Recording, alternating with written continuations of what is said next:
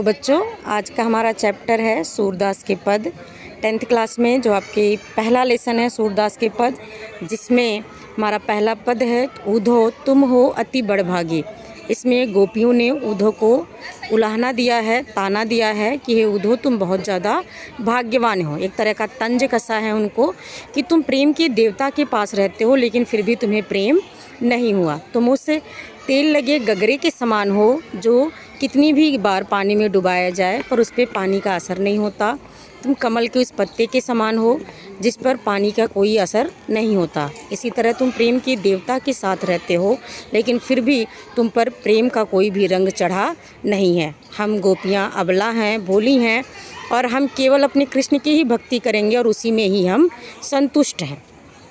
यहाँ से जो क्वेश्चन हमारा बनता है कि उद्धव को गोपियों ने क्या कह के उलाहना दिया, क्या कह के ताना मारा है और क्या क्या उपालंब दिए हैं। ये सारे, जैसे कि तेल लगी गगरी हो गया और क्या हो गया, कमल के फूल के पत्ते।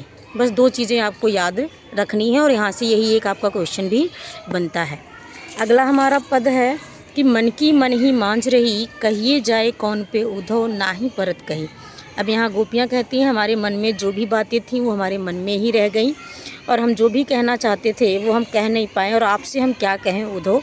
हमारे मन को ये आशा थी कि कृष्ण हमसे मिलने आएंगे, लेकिन आप हमारे पास योग का संदेशा लेकर आ गए और ये योग का संदेशा हमारे विरह को, हमारे दुख को और भी ज़्यादा बढ़ा रहा है। और नदी की उल्टी धारा नहीं बहती, हम प्रेम की देवियाँ हैं, हम प्रेम की तरफ बढ़ेंगे। हमें योग का मार्ग आप ना सिखाएं, योग की धारा हमारे वहाँ ना बताएं, ना बहाएं।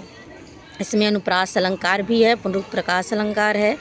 और आपका अगला जो है हमारे हरि हारिल की लकड़ी, वो कहते हैं कि हमारा हरि हारिल की लकड़ी के समान है। जिस तरह हारिल पक्षी लकड़ी को लेकर संतुष्ट रहता है और उसी के साथ दिन रात खेलता रहता है, ऐसे ही हम गोपियाँ दिन रात केवल कृष्ण का नाम ही जपते रहते हैं। और हमें तुम्हारा जो ये योग है ये कड़वे ककरी के समान लगता है। ज्यों करुई ककरी, ज्यों आने से यहाँ पे उत्प्रेक्षा अलंकार भी हो गया है। और यहाँ गोपियों ने उद्धव को ये बता दिया कि उन्हें योग का मार्ग नहीं अपनाना, वो अपनी भक्ति में, कृष्ण की भक्ति में ही लीन रहेंगी। और वो कहती हैं ये योग का मार्ग, योग का संदेश आप उन्हें दें जिनका मन चकरी हो, जो इधर उधर भटकता हो। हमारा मन केवल और केवल कृष्ण में लगा हुआ है और हम इधर उधर भटकने वाले नहीं हैं। आगे हमारा एक पद है हरि हैं राजनीति पढ़ाएं। यहाँ पर गोपियों ने कृष्ण को कहीं ना कहीं ताने सुनाए हैं, डांट लगाई है कि हमारे कृष्ण ने, हमारे हरि ने राजनीति पढ़ ली है। और सारी बातें उन्होंने उद्धव को समझाई और उद्धव भी इतने सीधे साधे कि वो अपना सारा बात सुनकर हमारे पास हिलते डुलते आ गए।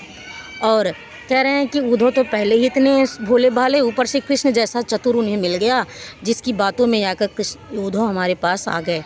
अब हम कैसे कहें, लेकिन क्या राजा का भी ये धर्म नहीं होना चाहिए कि राजा अपने प्रजा को सुखी रखे? अगर वो राज धर्म ही निभा रहे हैं तब भी उन्हें हमसे मिलने आना चाहिए, क्योंकि राजा का भी ये धर्म होता है कि वो अपनी प्रजा को सुखी रखें, संतुष्ट रखें। तो ये हमारा पहला चैप्टर था बेटा। सूरदास इसके राइटर हैं, पद हैं, 4 पद आपको पढ़ने हैं।